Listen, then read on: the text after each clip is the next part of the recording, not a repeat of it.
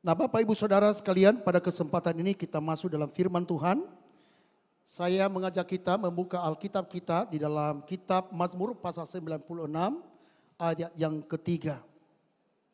Walaupun nanti di beberapa ayat ya di dalam nats ini nanti saya akan bacakan. Tetapi khusus dalam tema ini tentang ceritakanlah kemuliaannya.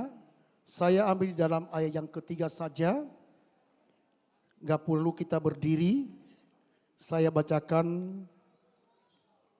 Dikatakan di sini ayat yang ketiga.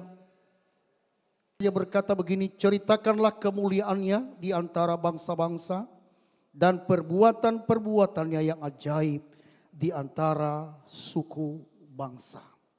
Jadi tema Natal kita pada tanggal 25 ini Bapak Ibu Saudara tentang ceritakanlah kemuliaannya.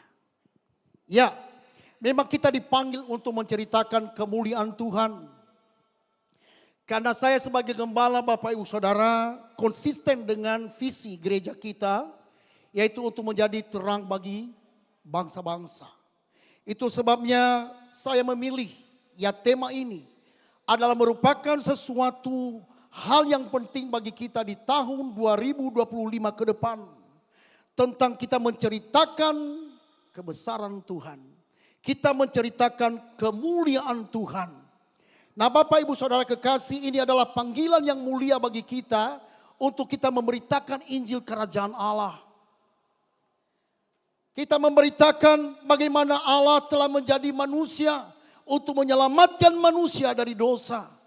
Sering saya katakan di dalam pengajaran-pengajaran bahwa manusia telah jatuh di dalam dosa dan telah kehilangan kemuliaan Allah. Dan oleh karena kasihnya, kasih Allah bagi kita yang mengutus anaknya yang tunggal itu. Itulah sebabnya di dalam Yohanes pasal 3 ayat 16 yang berkata, karena begitu besar kasih Allah akan dunia ini, sehingga ia mengaruniakan anaknya yang tunggal, supaya setiap orang yang percaya kepadanya tidak binasa, melainkan memperoleh hidup yang kekal. Ini adalah berita yang sangat agung. Bahwa Allah memiliki inisiatif untuk melepaskan manusia dari dosa. Sebab tanpa ia memberikan anaknya yang tunggal bagi kita, saudara, kita mati di dalam dosa. Itulah sebabnya Yesus berkata bahwa kalau kamu tidak percaya bahwa aku adalah Dia, maka kamu mati di dalam dosa.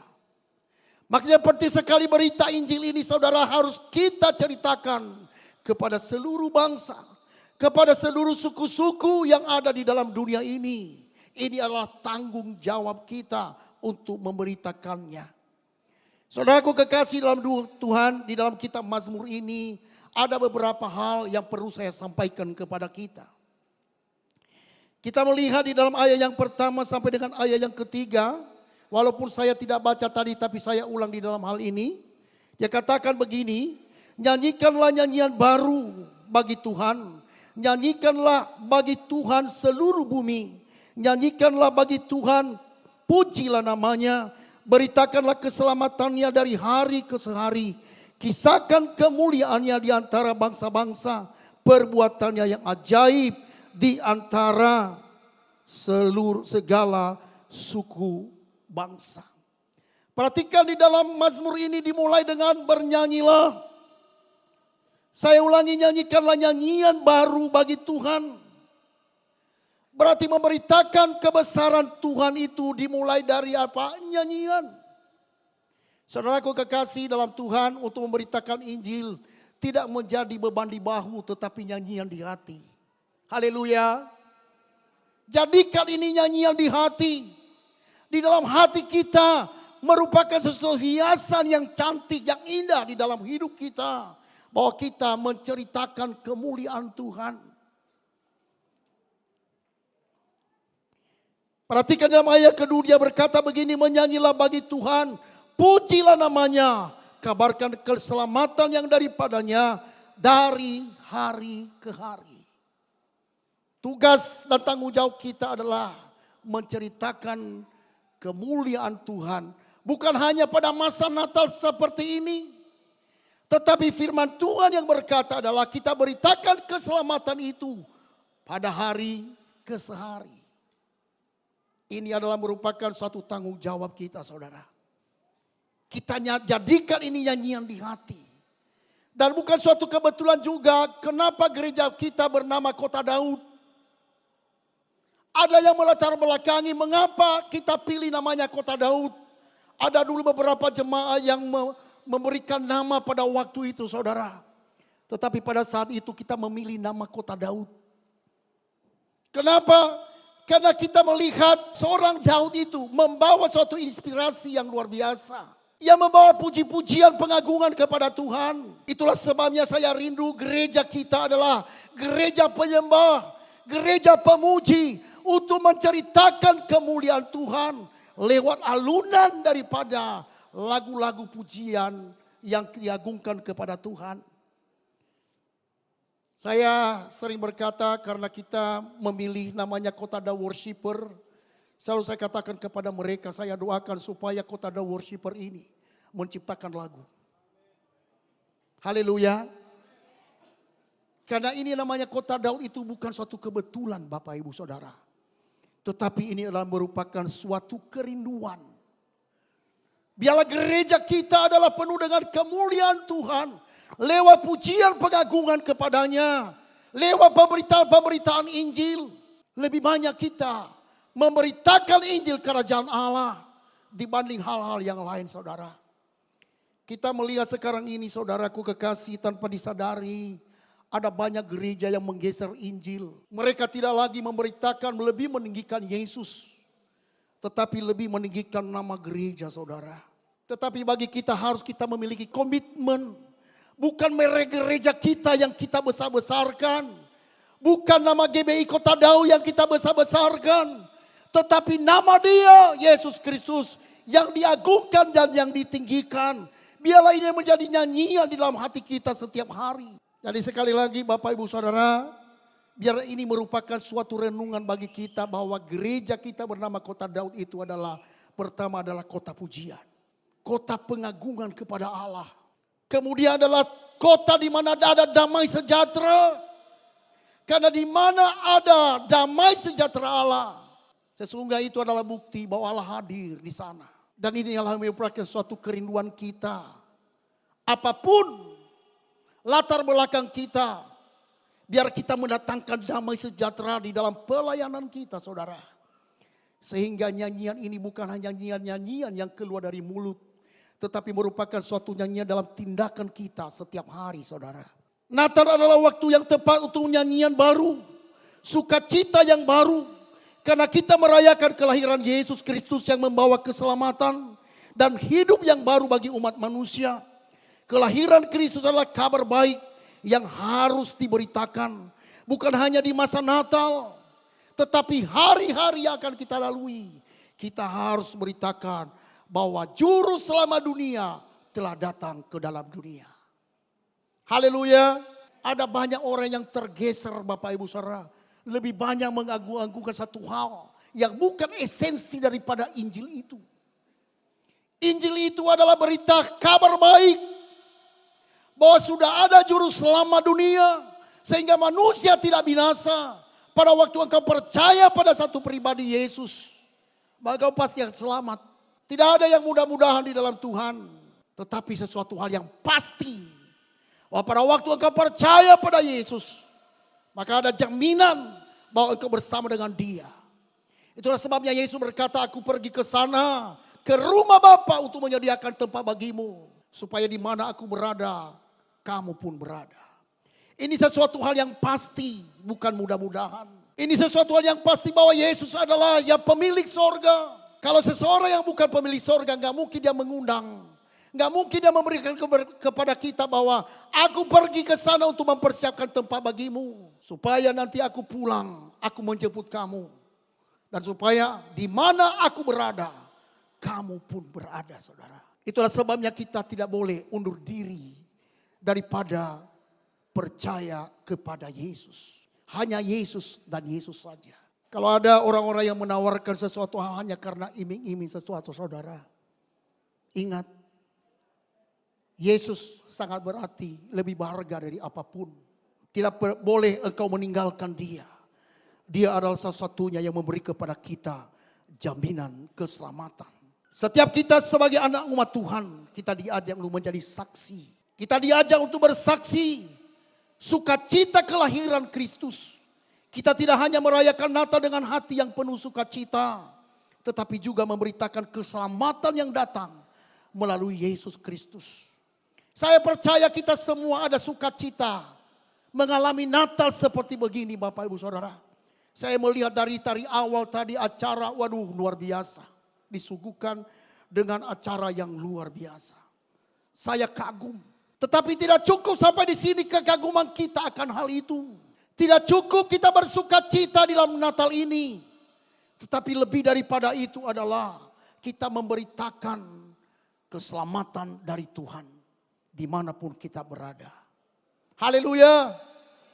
Untuk itu kita menjadi garam dan terang dimanapun. Dimanapun kita harus menjadi berkat. Kita harus menceritakan kehebatan dan kedahsyatan Tuhan kita. Sebab dia Allah satu-satunya yang memberikan kepada kita jaminan dan kepastian akan keselamatan itu. Hal yang kedua yang kita lihat di sini adalah kemuliaan Tuhan di atas semua Allah. Kita lihat di dalam ayat 4 sampai dengan ayat 6 dia berkata begini. Sebab Tuhan maha besar dan terpuji sangat. Ia lebih dahsyat daripada segala Allah. Sebab segala Allah bangsa-bangsa adalah hampa. Tetapi Tuhanlah yang menjadikan langit. Keagungan dan semarak ada di hadapannya. Kekuatan dan kehormatan ada di tempat kudusnya. Perhatikan saudara, ini sangat luar biasa. Tidak ada Allah yang sehebat dengan Allah kita. Itulah sebabnya orang Yahudi dengan orang Kristiani bangga memiliki Tuhan yang hebat. Yaitu Allah Abraham, Allah Ishak dan Allah Yakub. Allah Israel. Allah di dalam Yesus Kristus. Tidak ada Allah yang memberikan mujizat yang sedahsyat dan sehebat dia. Itu sebabnya tidak boleh kita nomor duakan Tuhan Allah kita. Harus kita banggakan dia, kita agungkan dia. Jangan ada alternatif yang lain di dalam hatimu. Kalau engkau telah mendukakan hati Tuhan sepanjang tahun 2024 ini. Mungkin engkau tanpa sadar menduakan dia. Engkau undur dari percayamu. Mungkin engkau tidak mengganti KTP agamamu di dalam KTPmu. Tetapi dalam sikapmu engkau menduakan Tuhan. Kurang apa lagi dari Tuhan Allah kita? Tidak ada saudara. Semua sempurna adanya. Tidak ada yang lebih sempurna dari Allah kita. Itulah sebabnya di dalam ayat yang kita baca tadi saudara dia berkata. Sebab segala Allah bangsa-bangsa adalah hampa. Tetapi Tuhanlah yang menjadikan langit. Kalau Allah kita adalah Allah yang luar biasa yang menjadikan langit, bumi serta isinya. Mengapa engkau pilih yang lain? Mengapa engkau andalkan kekuatan dan kehebatanmu? Mengapa engkau andalkan dunia ini yang tidak memberikan kepadamu kepastian? Kenapa pada waktu engkau sakit engkau mencari Allah lain? Padahal di dalam dia mengklaim, dia mendeklarasikan dirinya bahwa dia adalah Yehova Rafa, Allah yang menyembuhkan. Jangan ada alternatif yang lain. Itulah sebabnya kenapa di dalam Keluaran pasal yang ke-20 yang berkata, jangan ada Allah lain di hadapanku. Karena Tuhan Allahmu adalah Tuhan yang cemburu. Sering saya katakan ini kepada jemaah saudara. Jangan engkau nomor duakan Tuhan. Kalau engkau sudah terlanjur di tahun 2024, engkau mau datang kepadanya. Engkau minta ampun kepada Tuhan. Dan lihat, kalau engkau menceritakan segala apapun persoalan pergumulan yang engkau hadapi kepada dia. Allah yang di atas segala Allah. Ia akan memberikan kepadamu jalan keluar. Kalau engkau menggantungkan harapanmu kepada Allah yang besar. Allah Abraham, Allah Ishak dan Allah Yakub. Dia pasti akan menuntunmu di tahun 2025. Sekalipun mungkin banyak orang yang menceritakan dengan naiknya PPN sekarang ini. Ada dampak di dalam ekonomi. Tapi jangan gusar. Jangan takut. Itulah sebabnya Allah berkata kepada Musa. Sampaikan kepada umatku itu. Katakan kepada mereka. Jangan takut dan gentar. Engkau berjalan bersama dengan Tuhan. Siapa kalau Bapak Ibu Saudara lihat di dalam kitab perjanjian lama perjalanan umat Israel. Di padang gurun bagaimana Allah mencukupkan segala keperluan mereka. Tidak pernah mereka berkekurangan satu apapun. Sering saya katakan di dalam gurun pasir, di padang gurun tidak ada Indomaret. Tetapi Allah bisa sanggup untuk mencukupkan keperluan umat itu. Dia mendatangkan mana dari surga. Dia bisa mendatangkan burung puyuh. Setiap hari mereka puas dengan Tuhan. Walaupun bangsa itu tegar tengkuk, mereka sudah melihat perbuatan Tuhan yang ajaib. Mereka diikuti oleh tiang awan pada waktu siang dan tiang api pada waktu malam. Tetapi mereka masih mengeluh, apakah kurang kuburan di Mesir? Saudaraku kekasih, pada waktu engkau telah menjadikan Yesus sebagai Tuhan dan Juru Selamatmu, jangan pernah ada titik balik. Jangan engkau balik-balik ke belakang. Maju terus dan berlari sampai kepada tujuan. Engkau pelihara imanmu sampai engkau mengakhiri pertandingan hidup ini. Hanya Yesus saja. Ada nyanyian seorang yang mau dieksekusi pada waktu beberapa tahun 1800. Saya nggak tahu, kalau saya lupa sejarahnya. Muncul namanya nyanyian, I have decided to follow Jesus. I have decided to follow Jesus. I have decided to follow Jesus. I have decided to follow Jesus. No turning back, no turning back. Tidak boleh lagi ada titik balik. Sekalipun itu tantangan yang berat ke depan. Tapi percayalah, jangan pernah takut. Andalkan Tuhan, satu-satunya Allah yang hebat di dalam hidupmu. Haleluya. Kelahiran Kristus adalah penggenapan dari janji Tuhan yang besar. Dia datang bukan hanya sebagai seorang bayi, tetapi sebagai Tuhan yang berkuasa atas segala sesuatu. Sukacita Natal adalah pengakuan atas keagungan Tuhan yang bahkan datang ke dalam dunia dalam bentuk yang paling rendah untuk membawa keselamatan. Luar biasa. Kita merayakan Natal, tidak kita menyambut dia sebagai bayi, tapi kita menyambut dia sebagai yang berkuasa, yang penuh mujizat. Karena dia adalah Allah yang perkasa, dia Raja Damai, Raja Salom. Kalau selama ini engkau kurang di dalam damai sejahtera, engkau buka hati bagi Raja Damai itu. Haleluya. Kalau ada sakit penyakitmu, jangan pernah engkau pergi ke dukun. Jangan pernah. Datang kepada Allah yang menciptakan langit, bumi serta isinya. Saya ulangi di dalam ayat yang kelima. Sebab segala Allah bangsa-bangsa adalah hampa, tetapi Tuhanlah yang menjadikan langit. Ayat yang keenam. Keagungan dan semarak ada di hadapannya. Kekuatan dan kehormatan ada di tempat kudusnya. Perhatikan, saya ulangi di sini, adalah kekuatan dan kehormatan ada di tempat kudusnya. Kalau di hadapan Tuhan Allah yang besar itu ada kekuatan, mengapa engkau cari kekuatan di luar dia? Kalau di dalam dia, Tuhan Allah kita yang besar itu ada kehormatan, mengapa engkau terpesona dengan iming-iming dunia? Segala kehormatan ada di dalam dia. Sering kita doakan orang-orang yang ulang tahun, di tangan di kanannya ada umur yang panjang, dan di tangan kirinya ada kehormatan dan kekayaan. Kehormatan ada di dalam tangan Tuhan. Jangan cari di tempat yang lain. Kita besar-besarkan dia, karena dia adalah memiliki kemuliaan di atas semua Allah. Hal yang ketiga, Bapak Ibu Saudara, di dalam ayat ke-7 sampai dengan ayat 9 ia berkata demikian. Kepada Tuhan hai suku-suku bangsa, kepada Tuhan sajalah kemuliaan dan kekuatan. Berilah kepada Tuhan kemuliaan namanya. Bawalah persembahan dan masuk ke pelatarannya. Sujudlah menyembah kepada Tuhan dengan berhiaskan kekudusan. Gemetarlah di hadapannya, hai segenap bumi. Berarti ini adalah merupakan suatu panggilan untuk memberikan kemuliaan kepada Tuhan. Mari semua jemaat GBI Kota Daud dan semua mungkin ada undangan di tengah-tengah kita, berilah kemuliaan bagi Tuhan lewat pujian pengagunganmu.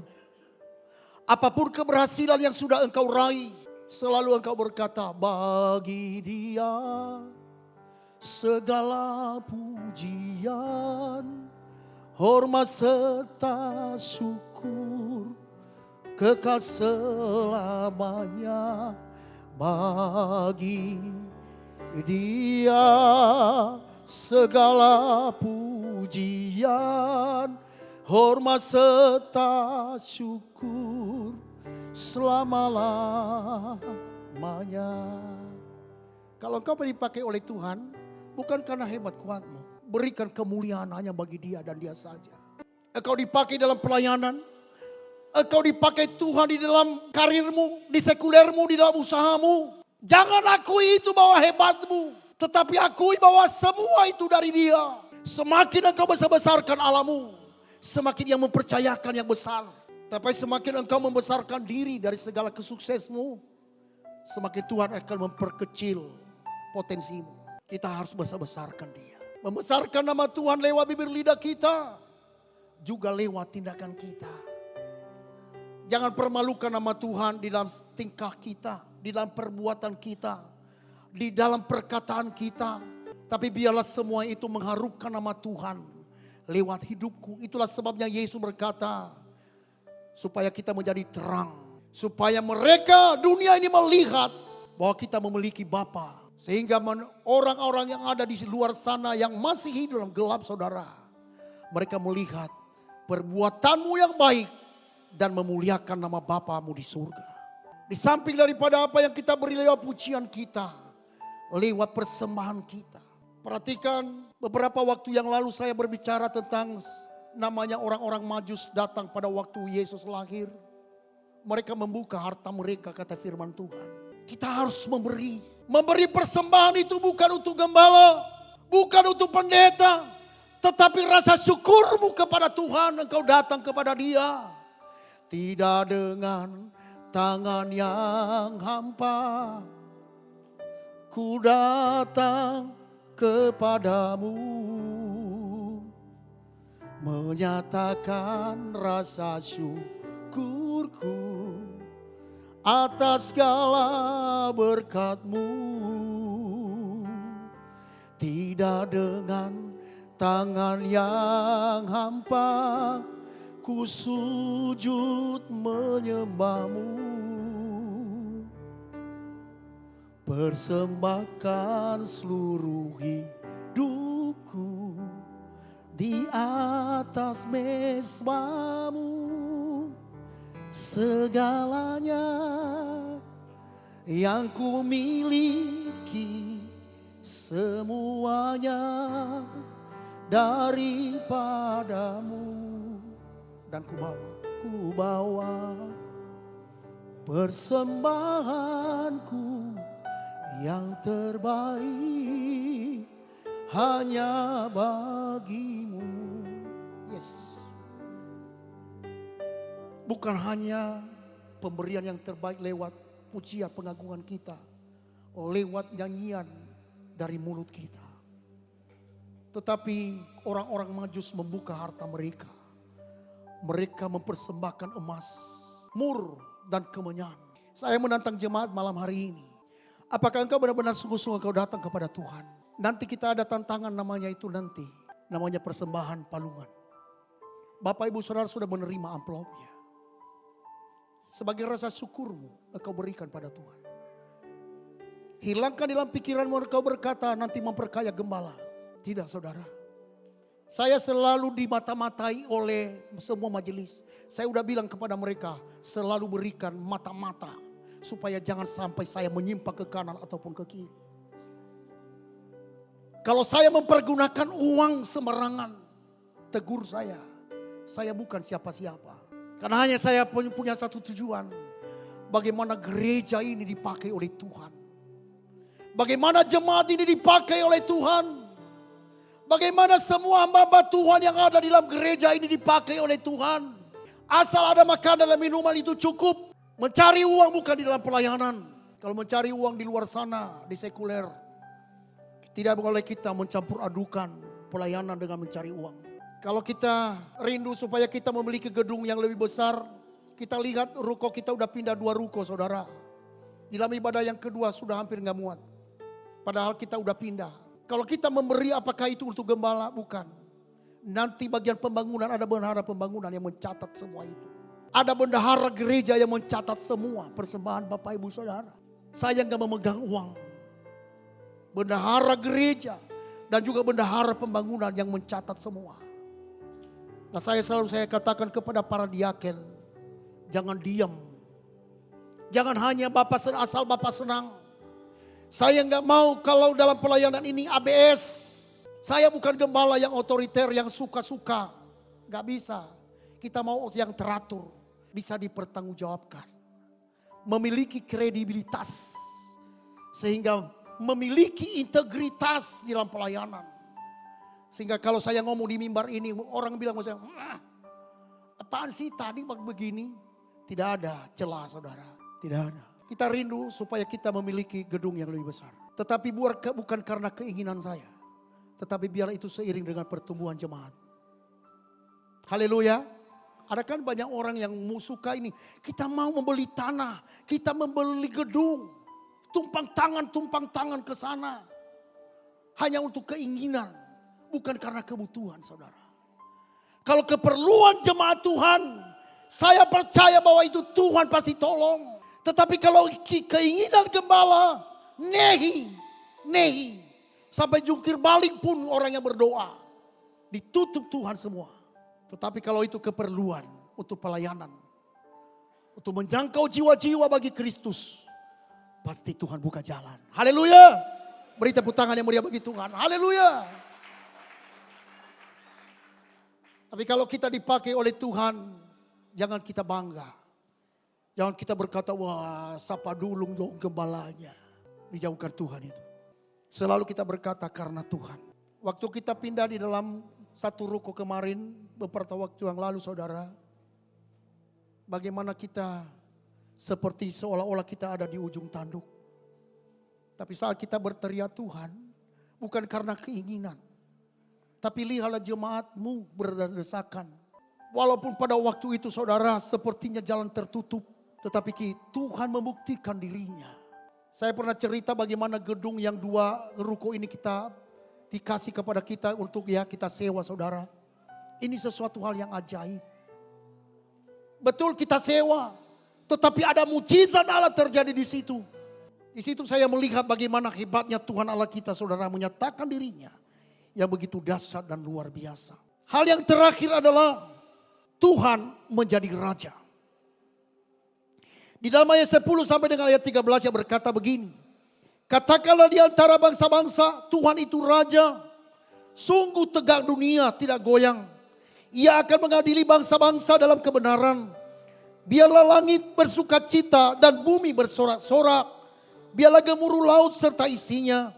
Biarlah beria-ria padang dan segala yang di atasnya. Maka segala pohon di hutan bersorak-sorai.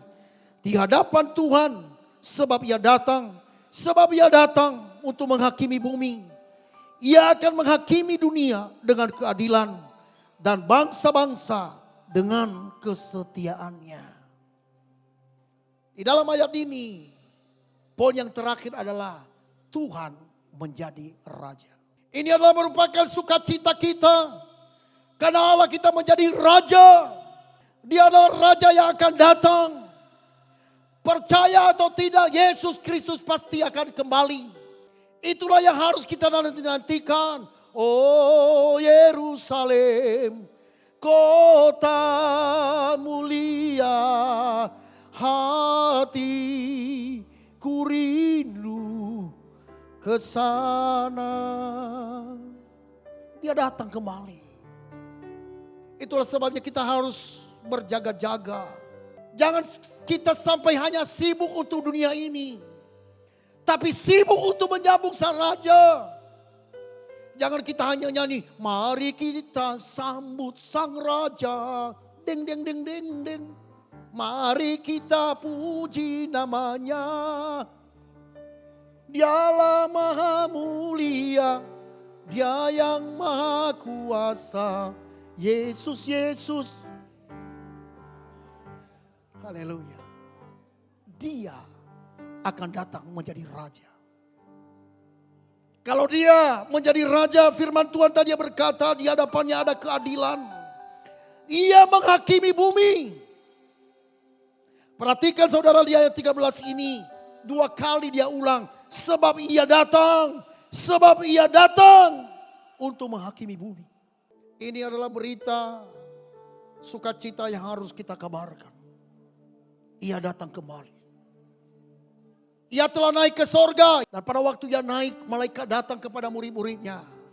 Kenapa engkau terpesona menatap ke langit? Yesus yang terangkat hari ini, dia akan datang kembali. Itu adalah berita sukacita. Kenapa kita bersukacita kedatangan Tuhan Yesus? Karena dia adalah menghakimi bangsa. Menghakimi bumi dengan keadilan. Kalau orang Kristen tidak mendapatkan keadilan pada masa sekarang mungkin. Tetapi pada waktu kedatangan Yesus, semua ada terungkap semua. Tidak ada yang hebat, hanya Dia yang Maha Kuasa. Itulah sebabnya berkata tadi bersorak-sorak. Hai pohon-pohon, bergembiralah. Karena Rajamu datang. Untuk itu Bapak Ibu Saudara, mari kita ceritakan kemuliaan Tuhan ini. Kita dipanggil untuk menceritakan kemuliaan Tuhan. Bahwa Ia datang sebagai Raja. Yang membawa keadilan. Jangan kecil hati kalau engkau tidak diperlakukan adil selama engkau ada sekarang ini. Allahmu datang. Rajamu datang membawa keadilan. Itulah sebabnya sekalipun orang menutup gereja segala macam saudara. Jangan takut. Haleluya. Ini berita ini kita harus kuatkan saudara-saudara seiman. Tidak perlu kita bawa-bawa, kita berdemo. Tidak perlu. Karena Tuhan Allah kita menjadi Raja yang memerintah atas segalanya. Dan Dia akan membawa keadilan. Saudaraku kekasih di dalam nats ini. Sebuah nyanyian pujian yang menuntun kita untuk menyambut Natal. Dengan hati yang penuh sukacita. Memuji Tuhan atas keselamatan yang Dia berikan melalui Yesus Kristus. Dalam setiap bagian di dalam Mazmur ini kita diingatkan untuk memuji Tuhan. Menyampaikan kabar baik keselamatan dan memberi kemuliaan kepadanya. Sehingga pada Natal ini kita merayakan lebih dari sekadar kelahiran seorang bayi. Kita merayakan kedatangan Raja yang membawa keselamatan. Yang membawa kedamaian dan membawa kebenaran bagi dunia. Untuk itu mari kita rayakan dengan memuji Tuhan. Memberitakan keselamatan dan hidup dengan sukacita yang datang dari pengenalan kita akan Tuhan Allah kita. Haleluya. Terpujilah Dia. Bagi Dia segala hormat dan pujian. Haleluya. Amin.